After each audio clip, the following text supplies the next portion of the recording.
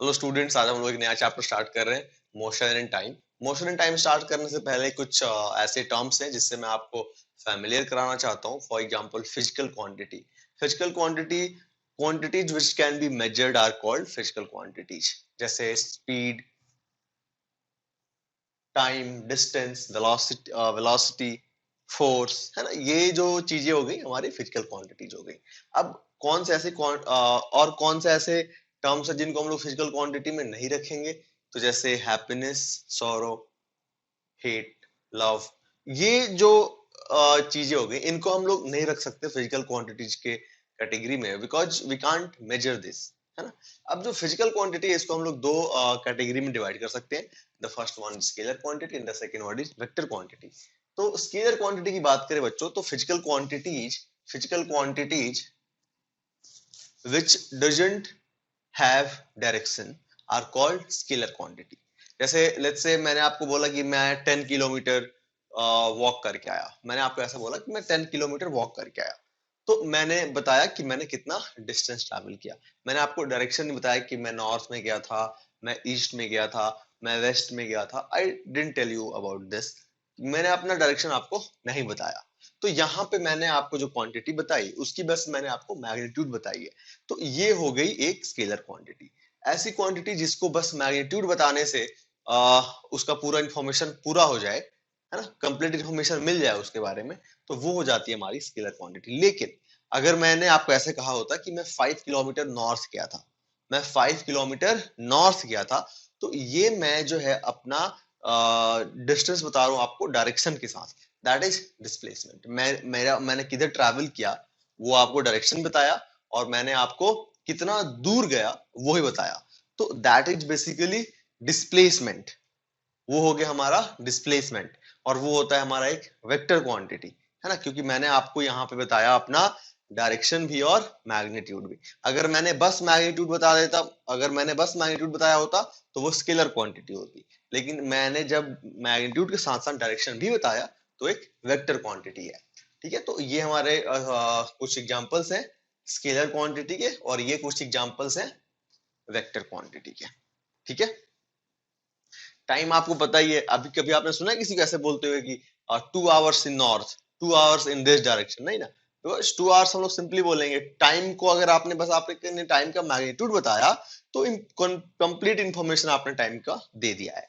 ठीक है। Same goes with distance, same goes with speed. But force अगर आपने किसी को बताया कि मैंने 10 न्यूटन का फोर्स लगाया, तो ये इनकम्प्लीट इंफॉर्मेशन है। आपको बताना पड़ेगा कि आपने 10 न्यूटन का फोर्स किस डायरेक्शन में लगाया है।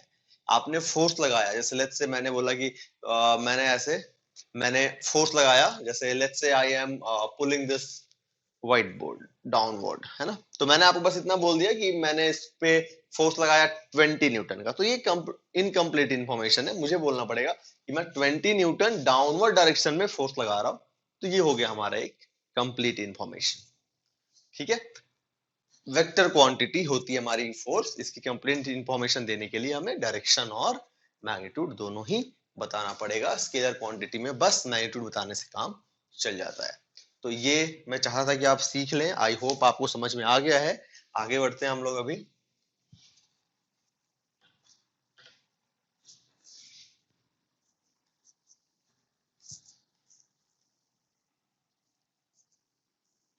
अब डिस्कस करने वाले हैं बच्चों हम लोग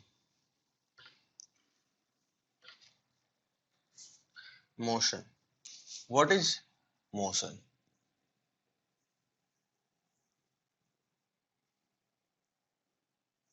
तो बच्चों इसमें हम लिखेंगे N object is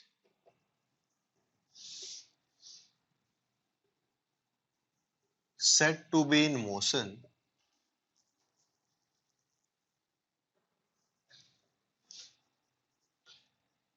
if it's changing its position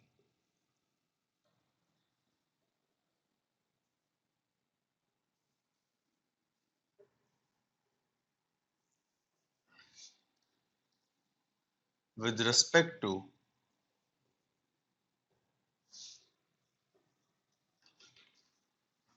an observer। ठीक है। An object is said to be in motion if it's changing its position with respect to an observer.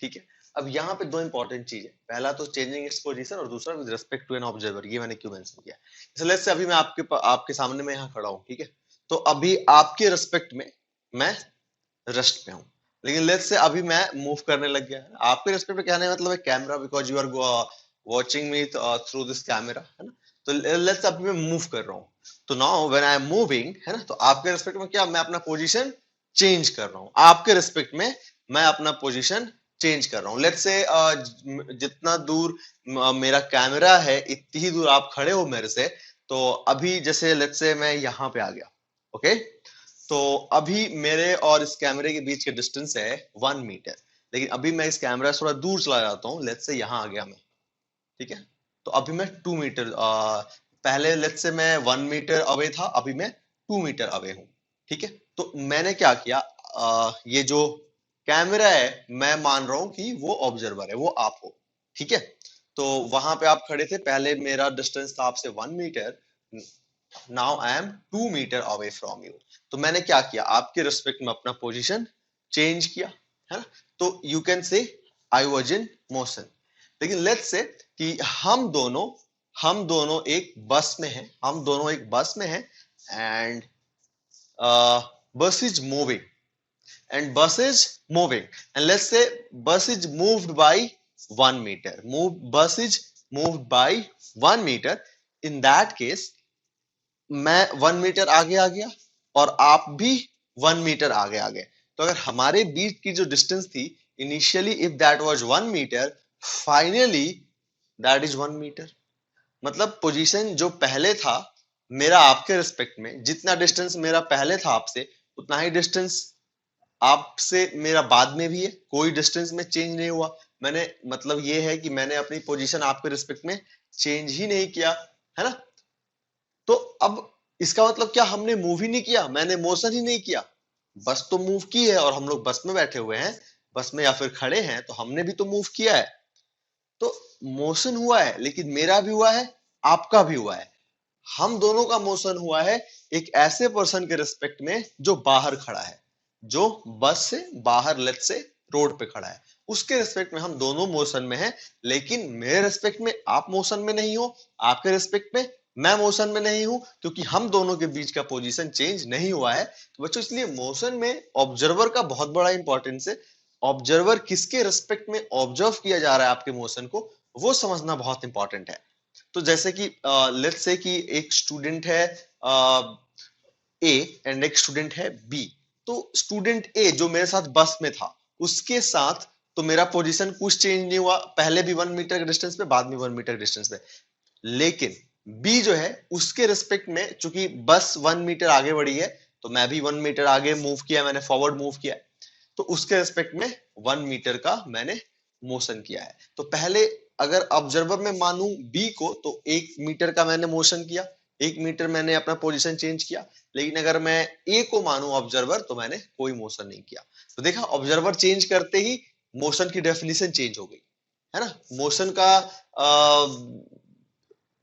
Motion किया कि नहीं किया ये चेंज हो गया, इसलिए ऑब्जर्वर बहुत इंपॉर्टेंट है, और हमारा पहला जो ये था चेंजिंग इट्स पोजीशन वो तो है ही, है ना, अगर हमारा पोजीशन चेंज नहीं हो रहा है तो object is not in motion, और सेकंड केस हमारा ऑब्जर्वर बहुत इंपॉर्टेंट है कि किसके रिस्पेक्ट में मोशन को ऑब्जर्व किया जा रहा है।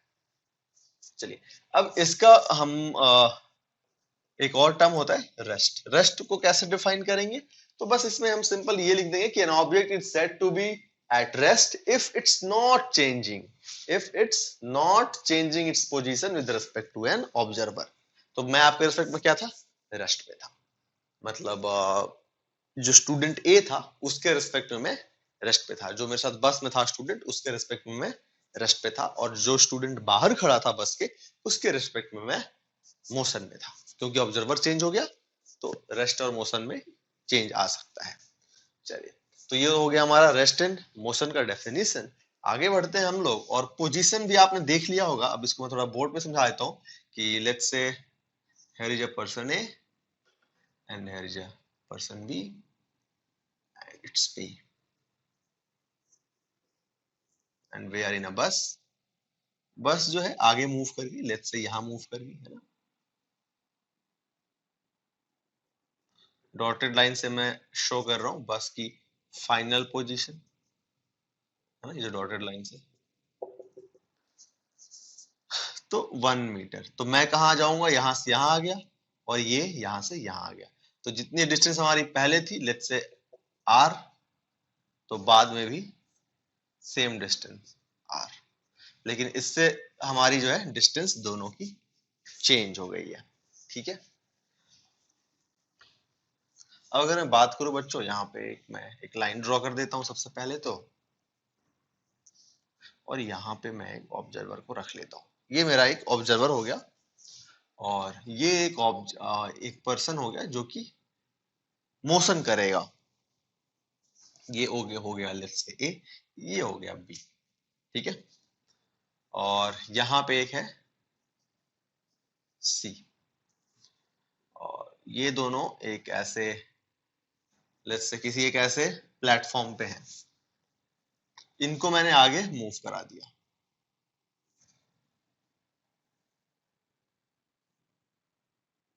तो ये पहुंच गया यहाँ पे, और ये पहुंच गया यहाँ पे। ठीक है ना, ये सी है। All right. अभी बच्चों लेट्स से ये हमारा, इसको, इसका जो पोजीशन है ना, इसको मैं ओरिजिन मान लेता हूँ, इसके पोजीशन को मैं मान लेता हूँ ओरिजिन। मतलब इसके रिस्पेक्ट में ऑब्जर्व कर रहा हूँ, तो मैंने इसको ओरिजिन मान लिया कि यहाँ पे अगर ऑब्जेक्ट होता तो इसकी पोजीशन 0 ली जाती, अगर ये पर्सन यहाँ पे होता तो इसकी पोजीशन 0 ले जाती, 0 लिया जाता। और ये हो गया हमारा यहाँ से 1 किलोमीटर के डिस्टेंस में, लेट्स से। तो इसकी पोजीशन इसके रेस्पेक्ट में क्या हो गई, 1 किलोमीटर। बी की पोजीशन ए के रेस्पेक्ट में क्या हो गई, 1 किलोमीटर। और बी की पोजीशन बाद में, लेट्स से कि इन दोनों के बीच का डिस्टेंस है 2 किलोमीटर, है ना। तो बी की पोजीशन बाद में फाइनली ए के रेस्पेक्ट में कितनी हो गई, 3 किलोमीटर, है ना। तो पोजीशन बेसिकली है कि उससे कितना दूर है ना। तो इसकी पोजीशन, पहले बी की पोजीशन थी 1 किलोमीटर, बाद में हो गई 3 किलोमीटर। अब हम बी और सी की बात करें अगर, लेट्स से, तो बी और सी के बीच में जो भी पोजीशन पहले थी, बाद में भी वही पोजीशन है। अगर पहले लेट्स से 500 मीटर की डिस्टेंस, 500 मीटर का डिफरेंस था, अभी 500 मीटर ही है। इसके रिस्पेक्ट में इसकी पोजीशन चेंज नहीं हुई, तो ये यहाँ पे इसके रिस्पेक्ट में, सी के रिस्पेक्ट में बी मोशन पे नहीं है, लेकिन ए के रिस्पेक्ट में बी मोशन पे है, और ए के रिस्पेक्ट में सी भी मोशन पे है। ठीक है। ओके। और आई थिंक आपको पोजीशन का भी आइडिया लग गया होगा कि पोजीशन कैसे हम लोग फाइंड आउट करते हैं। अब हम लोग एक दो बहुत ही इंपॉर्टेंट टर्म डिस्कस करते हैं। The first one is displacement,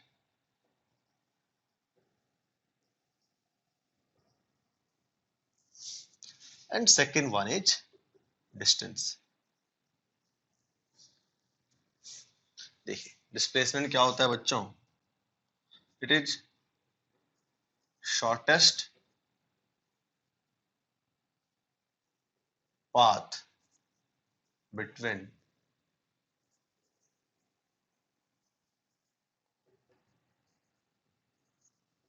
initial and final position of the object.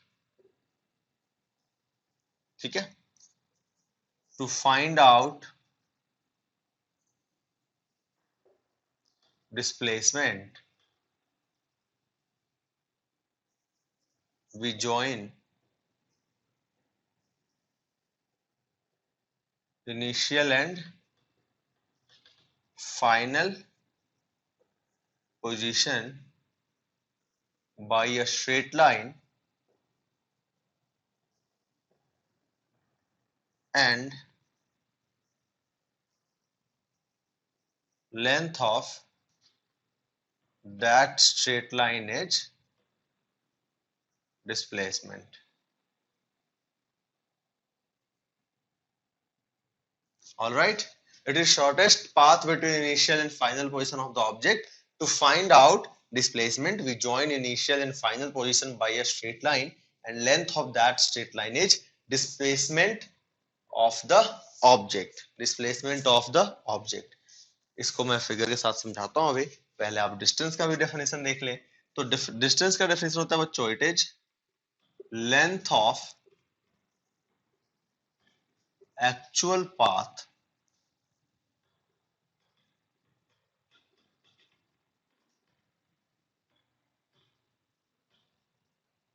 traveled by the body to move, object ले रहे हैं तो ऑब्जेक्ट ले लेते हैं, by the object to move from one, from initial ले लेते हैं, from initial position to final position. It is length of actual path traveled by the object to move from its initial position to final position, है ना। अब हम लोग distance find out करना होगा तो क्या करेंगे, we will find out the actual length, है ना, the total length travelled by the object. यहाँ पे लिख देते हैं हम लोग बच्चों, to find out distance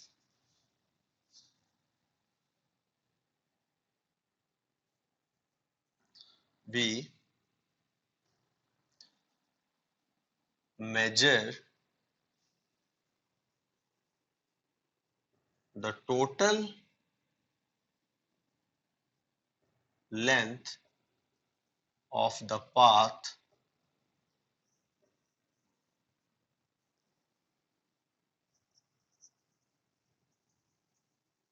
traveled by the object। All right, तो बच्चों ये होता है हमारा डिस्प्लेसमेंट और डिस्टेंस।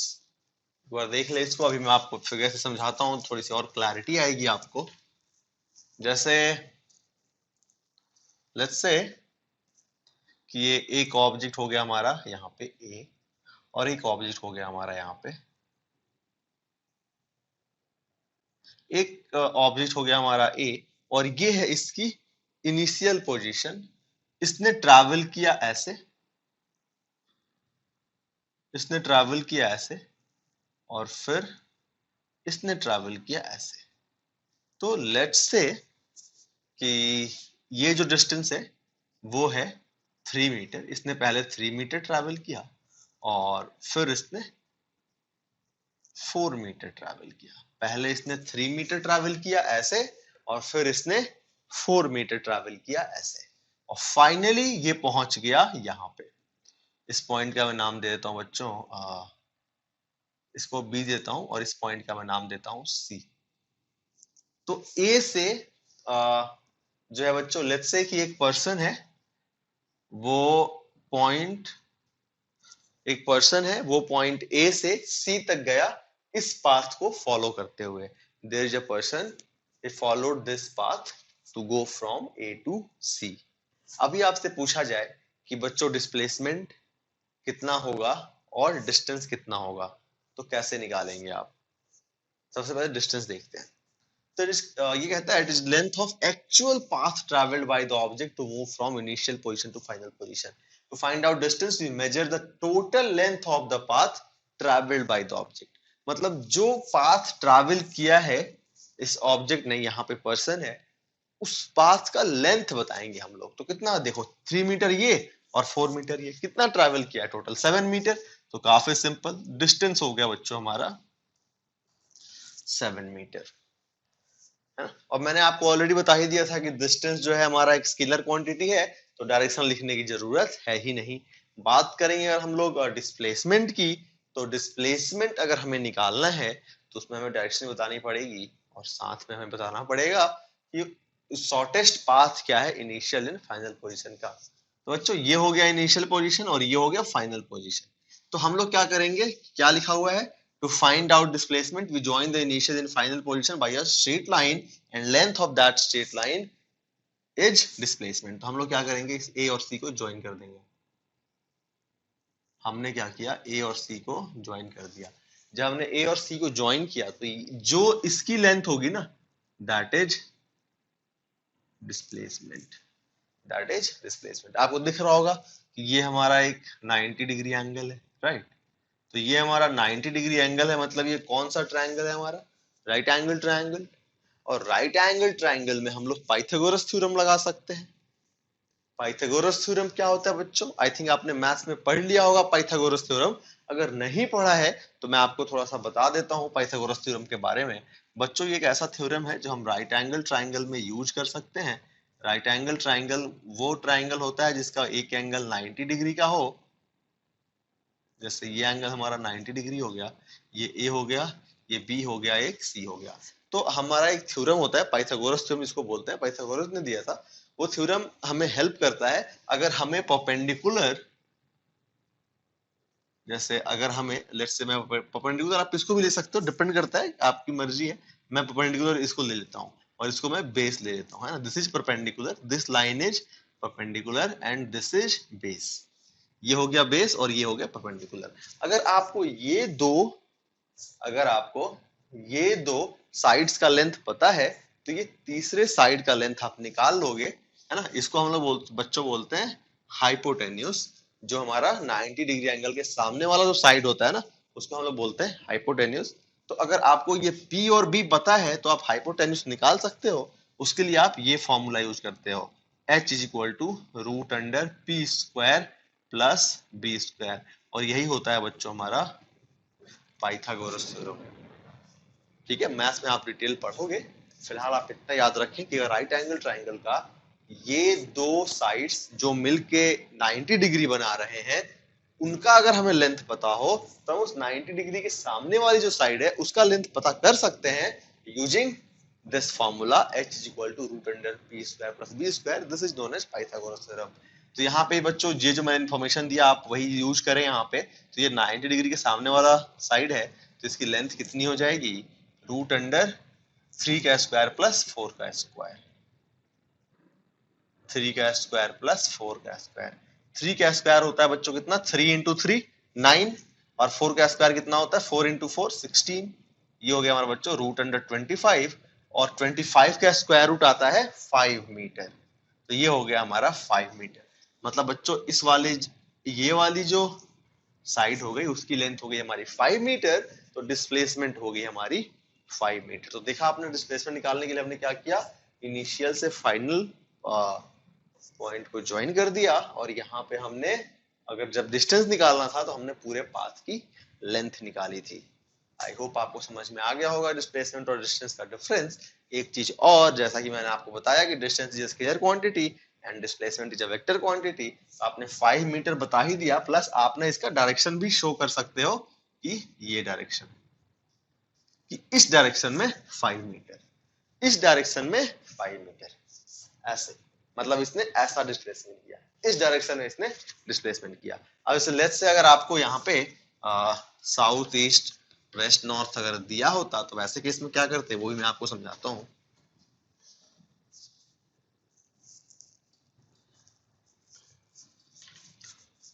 जैसे लेट्स से आपको ऐसा दिया होता कि ये हो गया आपका ईस्ट, ये हो गया आपका वेस्ट, सॉरी,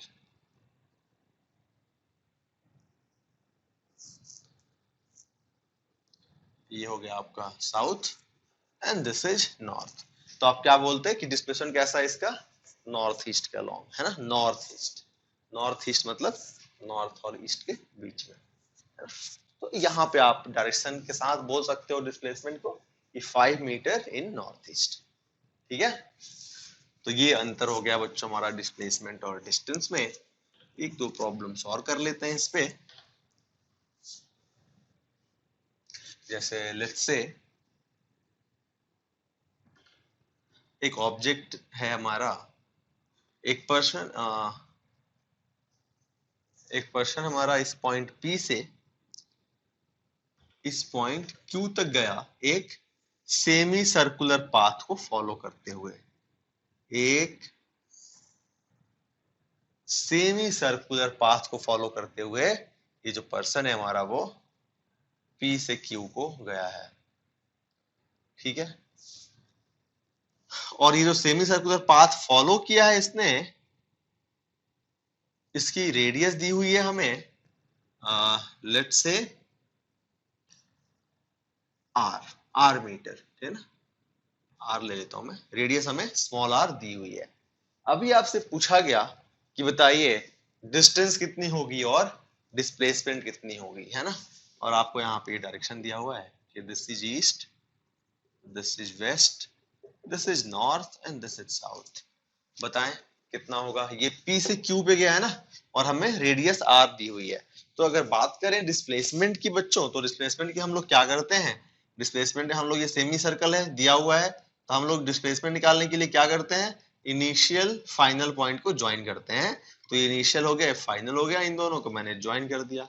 जैसे ही मैंने इन दोनों को ज्वाइन किया तो ये डायमीटर हो गया ना बच्चों, this is diameter, radius R था, डायमीटर कितना होता है, डबल ऑफ रेडियस यानी 2R। और डिस्प्लेसमेंट क्या होता था, इनिशियल फाइनल को ज्वाइन करो, जो स्ट्रेट लाइन मिलेगी उसकी लेंथ, तो इस स्ट्रेट लाइन की लेंथ कितनी है, 2R। तो डिस्प्लेसमेंट कितना हो गया, 2R। डायरेक्शन देख सकते हैं आप ईस्ट के अलोंग, तो 2R इन ईस्ट। डिस्टेंस की बात कर लेते हैं बच्चों। डिस्टेंस हमारा क्या होता था, the length of actual path travelled by the body. तो length of the actual path की बात करें, यानी ये वाला पाथ का लेंथ, ये वाला पाथ का लेंथ, ये क्या है बच्चों, सेमी सर्कल का सरकमफेरेंस। सेमी सर्कल का सरकमफेरेंस, एक कंप्लीट सर्कल का सरकमफेरेंस क्या होता था बताएं आप, एक कंप्लीट सर्कल का सरकमफेरेंस होता था हमारा 2πr। कंप्लीट सर्कल का कंप्लीट होता तो कितना होता हमारा 2πr, ये हाफ है तो कितना होगा बच्चों, πr। कितना, πr, यानी हमारी जो ये लेंथ हो गई दैट इज πr, यानी डिस्टेंस जो होगी हमारी बच्चों वो दैट इज πr। काफी सिंपल है ना डिस्टेंस और डिस्प्लेसमेंट। ओके, तो ये तो हो गया हमारा डिस्प्लेसमेंट और डिस्टेंस के बारे में। अब हम लोग पढ़ेंगे बच्चों स्पीड के बारे में। What is speed.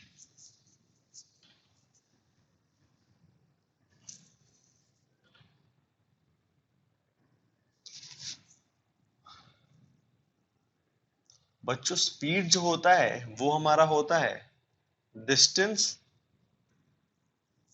Upon time. Speed होता है हमारा डिस्टेंस अपॉन टाइम, है ना। या फिर अभी हम लोग जो क्लास 7th में जो स्पीड पढ़ेंगे, अब देखो वैसे बच्चों स्पीड दो तरीके का होता है हमारा। एक तो होता है इंस्टेंटेनियस स्पीड,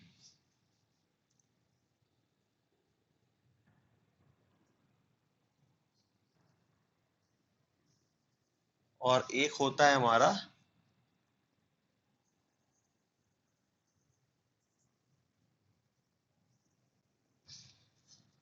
एवरेज स्पीड। अब बच्चों ये दोनों में डिफरेंस क्या है समझाता हूँ। जैसे मान लीजिए आप दिल्ली से लखनऊ गए, आप दिल्ली से लखनऊ जा रहे हो, तो आपने जो है दिल्ली से लेट्स से लखनऊ, ये this is Delhi and let's say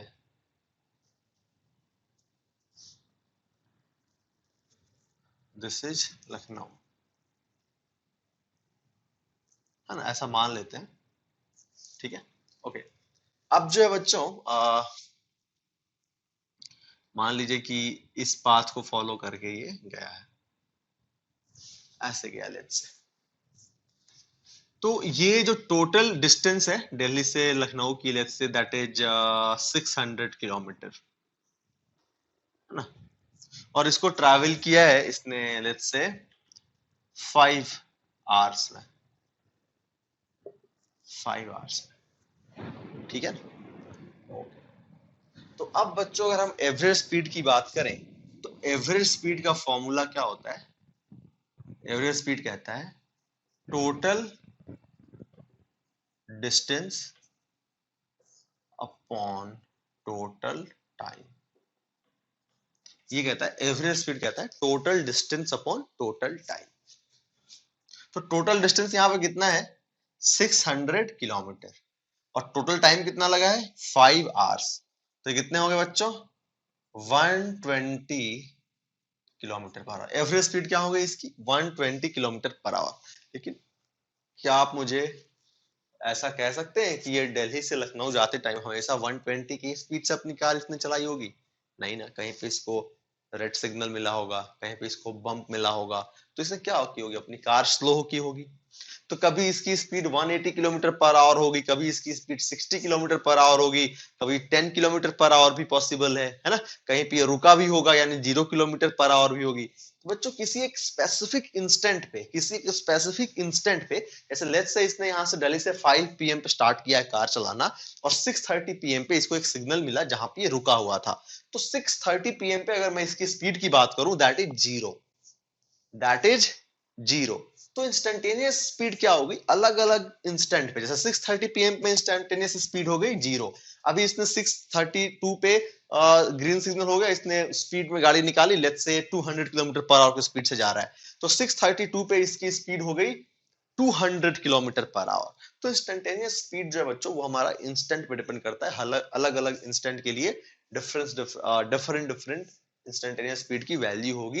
लेकिन एवरेज स्पीड में हम लोग इंस्टेंट मैटर नहीं करता है हमारा एवरेज स्पीड में, सिंपली हम टोटल डिस्टेंस को टोटल टाइम से डिवाइड करते हैं तो हमें एवरेज स्पीड मिल जाता है। क्लास 7th की बात करें तो क्लास 7th में स्पीड को एवरेज स्पीड ही माना गया है, और इंस्टेंटेनियस स्पीड का कोई एक्सप्लेनेशन नहीं है। बट मैंने आपको समझा दिया क्योंकि काफी सिंपल था, और आई होप आपको समझ में आ भी गया होगा कि इंस्टेंटेनियस स्पीड क्या है, राइट। और स्पीड जो हम लोग अभी डिस्कस करने वाले हैं, जो भी हम लोग प्रॉब्लम्स करेंगे स्पीड पे, that will be basically average speed, और हम लोग इस फॉर्मूले का यूज करने वाले हैं total distance upon total time का। ठीक है, चलिए। Same goes for velocity, same यही हमारा मेथड होता है वेलोसिटी के लिए भी। अब वेलोसिटी अगर मैं, ये आपने लिख लिया होगा आई गेस। अब स्पीड को मैं थोड़ा सा डेफिनेशन इसका लिख देता हूँ, कहीं स्कूल में आ गया एक नंबर का। तो बच्चों इसको आप लिख सकते हैं distance travelled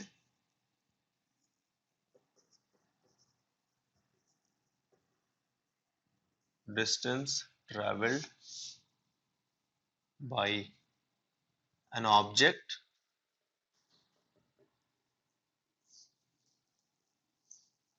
per unit time, distance traveled by an object per unit time, it's called speed. It's a scalar quantity, मैंने आपको ऑलरेडी बता रखा है।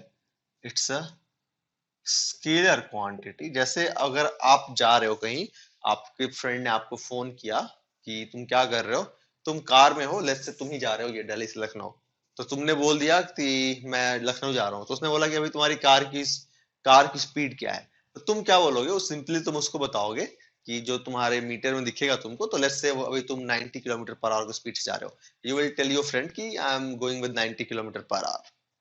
तो तुमने उसको बस स्पीड बताया, तुमने डायरेक्शन नहीं बताया, बस तुमने उसको मैग्नीट्यूड बता दिया। तो that is speed, instantaneous speed, instantaneous speed, क्योंकि आपने एक इंस्टेंट पे बताया है। लेकिन अगर आपने ऐसा बोला होता कि मैं 90 किलोमीटर पर आवर की स्पीड से नॉर्थ ईस्ट डायरेक्शन में जा रहा हूँ, मैं 90 किलोमीटर पर आवर की स्पीड से नॉर्थ ईस्ट डायरेक्शन में जा रहा हूँ, तो आपने उसको वेलोसिटी बताई है, मतलब आपने उसको डायरेक्शन भी बताया और मैग्नीट्यूड भी बताया। So now it's a vector quantity which is known as velocity. Instantaneous velocity बताई है आपने 90 kilometre per our north east direction, है ना। लेकिन हम लोग यहाँ स्पीड की बात कर रहे हैं, तो स्पीड में हमें जरूरत नहीं है डायरेक्शन की, बस मैग्नीट्यूड से काम चल जाएगा। तो speed is scalar quantity. SI unit की बात करें बच्चों इसकी, तो एसआई यूनिट जो है इसकी स्पीड की, वो होती है हमारी मीटर पर सेकेंड, है ना। और एक हमारा पॉपुलर यूनिट जो है वो हमारा किलोमीटर पर आवर भी होता है, लेकिन एसआई यूनिट इसका मीटर पर सेकंड ही होता है। यूनिट कहीं कहीं आपको किलोमीटर पर आवर में मिल जाएगी, क्योंकि पॉपुलर यूनिट है kilometre per our. Miles per hour भी होता है, यूएस में माइल्स पर आवर चलता है, यहाँ पे इंडिया में किलोमीटर पर आवर चलता है। तो आपको किलोमीटर पर आवर है और मीटर पर सेकंड में है, दोनों ही इसका यूनिट है। आप मीटर पर सेकंड से किलोमीटर पर आवर में चेंज भी कर सकते हैं, ये मैं आपको सिखाऊंगा कि कैसे चेंज करते हैं। ठीक है बच्चों, तो ये हो गया हमारा स्पीड के बारे में सारा इंफॉर्मेशन। अगर हम लोग यही काम वेलोसिटी के बारे में करते, तो ये हमारा यहाँ पे हो गया वेलोसिटी, यहाँ पे मैं लिख देता हूं इसको वेलोसिटी। ये फिर हमारा हो जाता है एवरेज वेलोसिटी, और एवरेज वेलोसिटी की जो डेफिनेशन कह लो, फॉर्मूला कह लो, वो हो जाता बच्चों total displacement upon total time. Total displacement upon total time. अगर बच्चों आपने पाथ देखा था इसका, ये दिल्ली से लखनऊ तक का, तो ये पाथ हमारा एक स्ट्रेट लाइन नहीं था, बल्कि ये ऐसा गया था, राइट। तो डिस्प्लेसमेंट हमारा फिर 600 नहीं होगा, डिस्प्लेसमेंट हमारा 600 नहीं होगा, डिस्प्लेसमेंट होगा ये वाला, this line, length of this line. तो लेट्स से इस लाइन की लेंथ थी बच्चों 400 किलोमीटर, ऐसा मान लेते हैं कि इस लेंथ की, इस लाइन की लेंथ थी 400 किलोमीटर।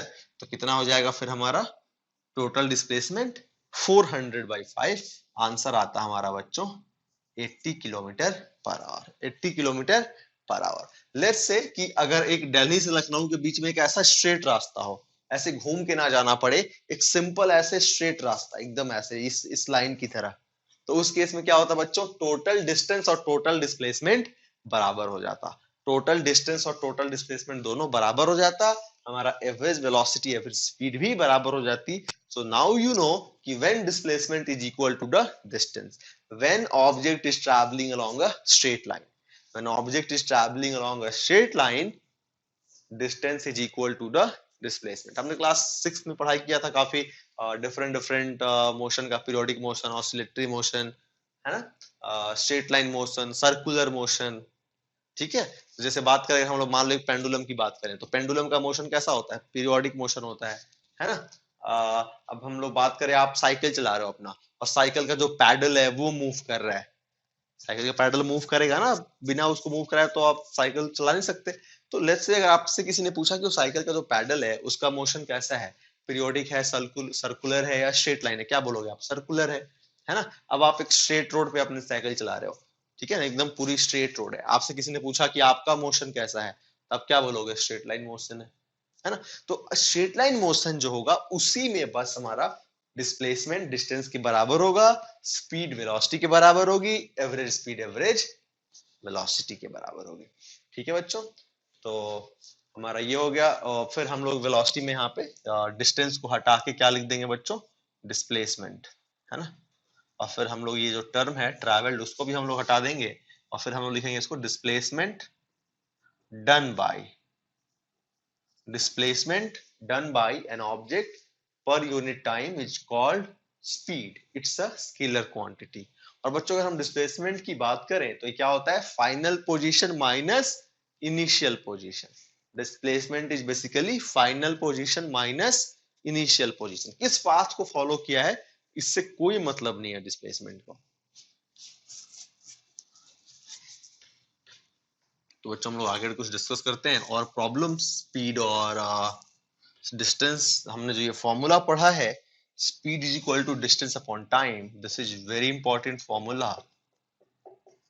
काफी क्वेश्चंस हम लोग इस पे सॉल्व करेंगे, है ना। Speed is equal to distance upon time, इस पे हम लोग काफी प्रॉब्लम सॉल्व करने वाले हैं। तो सबसे पहले एक मैं सिंपल सा प्रॉब्लम करता हूँ। लेट्स से आपको बोला गया कि a man travels 10 kilometre, a man travels 10 kilometer in 30 minutes, find out his speed।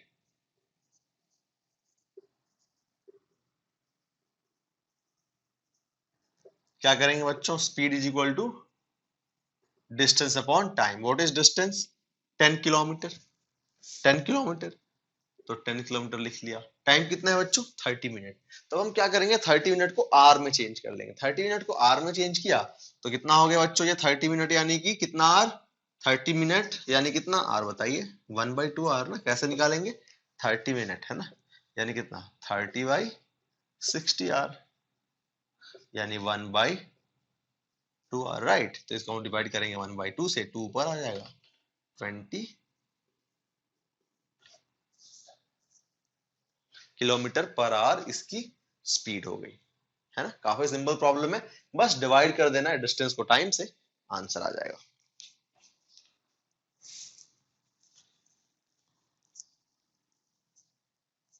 अब जो बच्चों मैं आपको मीटर पर सेकेंड से किलोमीटर पर आवर में कैसे चेंज करते हैं वो समझाता हूँ। जैसे लेट्स से आपको दिया हुआ है कोई भी स्पीड आपको दी हुई है, लेट्स से भी किलोमीटर पर आवर। इसको आपको चेंज करना है मीटर पर सेकेंड में। कैसे करेंगे देखिए, तो जब भी हम इसको किलोमीटर पर आवर को मीटर पर सेकेंड में चेंज करना है तो हम लोग किलोमीटर को किसमें चेंज करेंगे, मीटर में। किलोमीटर पर आवर को हमें चेंज करना है मीटर पर सेकेंड में, तो हम लोग किलोमीटर को मीटर में चेंज करते हैं। तो 1 किलोमीटर मतलब कितना मीटर बच्चों, 1000 मीटर अपॉन आर। आर को किसमें चेंज करेंगे, सेकेंड्स में। 1 आर, 1 आर को कितने सेकेंड्स में लिखेंगे, कितना लिख जाएंगे बच्चों हम लोग, 3600, 3600 होता है ना, 3600 seconds is equal to 1 hour. तो ये हो गया हमारा मीटर और ये हो गया सेकेंड। अब इसको सॉल्व करें तो 0 से 0, 2 से 5 और 2 से 18, तो हमारा कितना हो गया 5v/18 मीटर पर सेकेंड। मतलब आपसे आपको यहाँ पे एक सिंपल सा फॉर्मूला मिल गया कि अगर आपको स्पीड दी हुई है किलोमीटर पर आवर में भी और उसको चेंज करना है मीटर पर सेकेंड में, आपको सिंपली 5/18 से मल्टीप्लाई करोगे आप, वो मीटर पर सेकेंड में चेंज हो जाएगा। जैसे लेट्स से आपको स्पीड दी हुई है 72 किलोमीटर पर आवर, आपको बोला गया इसको मीटर पर सेकेंड में चेंज करो। तो मीटर पर सेकेंड में चेंज करने के लिए क्या करेंगे बच्चों, 72 को 5/18 में मल्टीप्लाई कर देंगे। तो ये हमें मिल जाएगा कितना, 18 इंटू 18 को डिवाइड करेंगे 72 में, 4 मिलेगा। 4 इंटू 5 कितना हो गया, 20 मीटर पर सेकेंड चेंज हो गया हमारा। तो आपने देखा कि 72 किलोमीटर पर आवर किसके बराबर है बच्चों, 20 मीटर पर सेकेंड के बराबर है। तो अगर आपको किलोमीटर पर आवर को मीटर पर सेकेंड में चेंज करना है तो 5/18 से मल्टीप्लाई करना होगा, है ना। B kilometre per hour is equal to 5/18 into B metre per second. So this one is important, write it down, है ना। और वैसे ही बच्चों अगर आपको मीटर पर सेकेंड को, अगर आपको मीटर पर सेकेंड को किलोमीटर पर आवर में चेंज करना हो, जैसे लेट्स से कि आपको दिया हुआ है यू मीटर पर सेकेंड और आपको चेंज करना है इसको किलोमीटर पर आवर में, तो क्या करेंगे आप, काफी सिंपल है। यू को जो है ना आप किलोमीटर पर आवर में चेंज करना है, तो यू मीटर, मीटर को किलोमीटर में चेंज करें बच्चों। अब देखो 1000 metre is equal to 1 kilometre होता है ना। तो 1 मीटर कितना हो गया, 1 किलोमीटर अपॉन 1000, है ना। बोलिए, 1000 मीटर यानी 1 किलोमीटर, तो 1 मीटर कितना हो गया, 1 किलोमीटर अपॉन 1000। तो यहाँ पे मैं वही काम कर देता हूँ, कितना हो गया ये किलो, ये जो था मेरा है ना मीटर पर सेकेंड, तो मीटर पर सेकेंड मैं पहले किलोमीटर में लिखूंगा तो क्या लिखूंगा 1000। अब ये हो गया हमारा चेंज किलोमीटर में। और अब आपको क्या करना है, सेकेंड को भी तो चेंज करना पड़ेगा। तो अब यहाँ पे देख लीजिए सिमिलरली बच्चों 3600 सेकेंड यानी कि 1 आवर, राइट। तो 1 सेकेंड यानी कि 1/3600 तो हम लोग यहाँ पे 1 सेकेंड के बदले क्या लिखेंगे, 1/3600 तो ये कितना हो गया, आप देखिए 3600 ये ऊपर आ जाएगा ना, ये हमारा ऊपर आ जाएगा। तो ये कितना हो जाएगा 3600 यू पर आर। देखो 2 0 कैंसिल आउट, 36, 2 से 18 और 2 से 5, यानी बच्चों यू मीटर पर सेकेंड कितना हो गया हमारा 18/5 यू किलोमीटर पर आवर। थोड़ा सा इसको और क्लियर लिखता हूं, U metre per second is equal to U into 18/5 kilometre per hour. यानी अगर आपको मीटर पर सेकेंड को चेंज करना हो किलोमीटर पर आवर में तो उसको 18/5 से मल्टीप्लाई कर दे, और अगर आपको किलोमीटर पर आवर को मीटर पर सेकेंड में चेंज करना है तो उसको 5/18 से मल्टीप्लाई कर दे। काफी सिंपल है, ये दोनों आप याद रखेंगे, ये हमारा इंपॉर्टेंट भी है ना। तो एक क्वेश्चन और करते हैं हम लोग।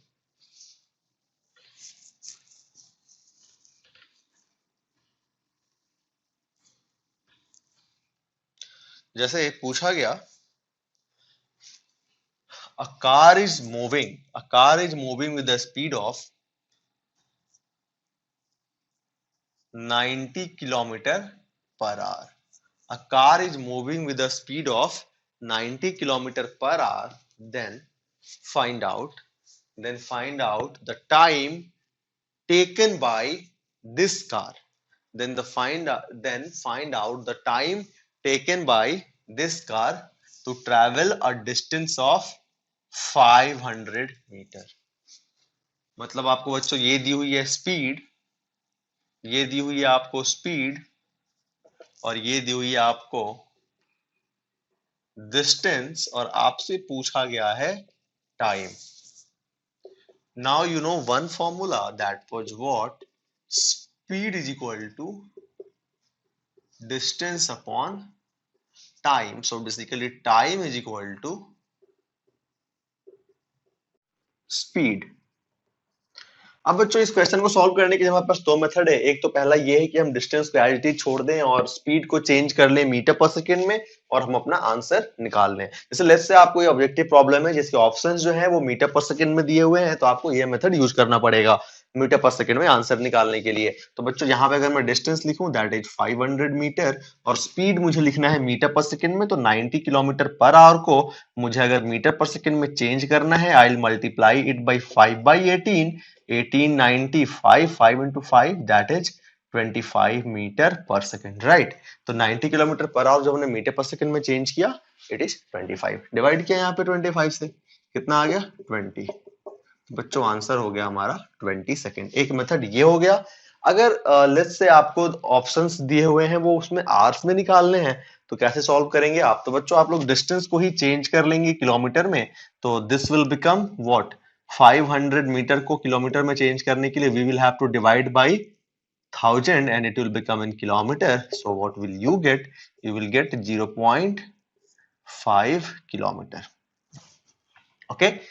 अब हम लोग क्या करेंगे, हमारा ये किलोमीटर में चेंज हो चुका है, तो इसको फिर हमें मीटर पर सेकंड में चेंज करने की जरूरत है ही नहीं. हम सिंपली इसी को डिवाइड कर देंगे 90 से, तो हमें आंसर आ जाएगा. तो टाइम इज इक्वल टू, आप देख सकते हैं डिस्टेंस अपॉन स्पीड, यहाँ पे मैं लिख लेता हूँ. Time is equal to distance upon speed. Distance है हमारा 0.5 और स्पीड है बच्चों 90. ये हटाया, यहाँ आ गया 900, ये हो गया हमारा 180. तो कितना आ गया बच्चों? 1/180 आर. अगर आवर्स की बात करें तो इतना हो गया, सेकंड की बात करें तो इतना हो गया. दोनों आंसर सेम ही है, 1/180 आर इक्वल टू 20 सेकंड. अब देखो आप इसको मल्टीप्लाई कर दो 3600 से, तो ये हमारा सेकंड में चेंज हो जाएगा ना. तो 0 से 0, 18 से 360 कितना? 20. देखो आ गया 20 सेकंड. तो दोनों हमारा आंसर एक ही है, बस यूनिट्स अलग है. ठीक है. तो बच्चों आज की क्लास हम लोग फिनिश करते हैं, मिलते हैं अगले वीडियो लेक्चर में.